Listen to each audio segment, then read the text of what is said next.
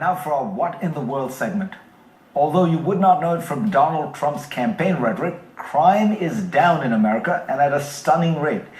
Let's look right here in this neighborhood where CNN's New York bureau is located at Columbus Circle. In 1990, this police precinct handled 16 murders, 2,135 robberies, almost 3,000 burglaries, and more than 1,000 auto thefts. Last year, there was just one murder, 135 robberies, just over 200 burglaries, and just 42 stolen cars. Each of those is a drop of about 95%. If you looked at all of New York City, 1990 was also the worst year for homicides in general, with 2,245 people killed. And on the flip side, last year, New York City recorded its lowest number of murders, going all the way back to the Korean War, according to the police chief, just 290. And it's not just this neighborhood or New York City, it is America. According to the Bureau of Justice Statistics, violent crime has fallen by 2/3 from the early 1990s, and property crime is down by more than half. Why in the world did this happen? And why are we not talking about it and studying it more?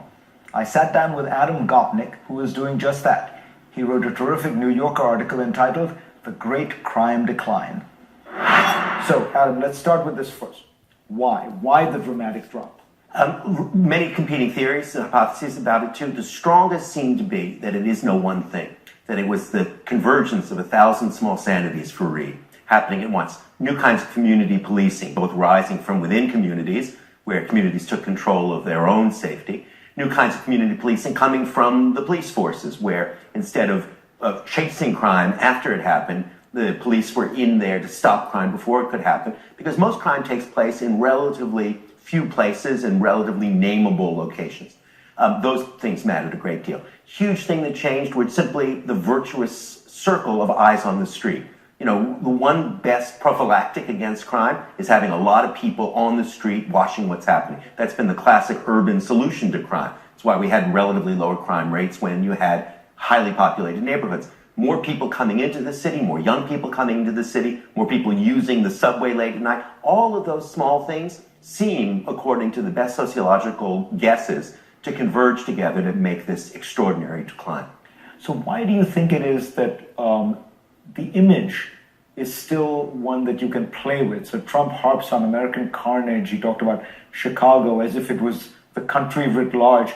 And it seemed to resonate for some people. Well, I think because we live in the long shadow of the crime rise. You and I both grew up in a time when crime was dramatically in the increase. And the images of that period, you know, if you were here in New York in the 1970s, the taxi driver, New York, of steaming manholes and guns on every corner, I think that that had an effect on people out of proportion, and even long after the reality had altered. And I think that Trump, for instance, is able to profit from people's long-term memories and also to profit from the reality that, you know, it's very hard to report good news. A mugging on a street corner is something that makes the late news. No muggings on that street corner for years is not something that we report. Normalcy is very hard to dramatize. The hero of the story is Patrick Sharkey, who runs the crime lab in New York. And he says that in the 1990s, Americans came together, mobilized, saw violence as a problem, and solved it. It's a fascinating story to me about how we often talk about negative trends in the world, but we often forget that every negative trend produces some human response. I think that's exactly right. And one of the encouraging things about this story, hugely encouraging things, is that that positive response largely was community-based. You know, we think about nations, and then we think about states and cities, but this is a story about saving cities block by block, and then seeing these enormously powerful cycles of virtue. You know, if it becomes easier for you or me to walk from the subway stop to the river, then more people will do it, and then more people will do it. And the way that people converge positively to create their own safety is an enormously stirring part of this story.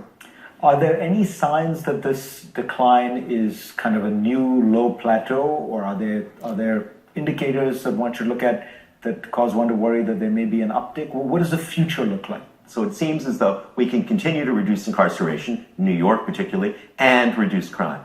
The negative side of it is that you do begin to see blips in murders, homicides in Chicago, in rapes reported in New York, and so on. And of course, it's always impossible to know what's just a bubble on a genuinely declining vector and what's a new trend that we'll see. That takes decades to decide. But what we can say with certainty is that over the last 3 decades, the vector has been dramatic and in the right direction.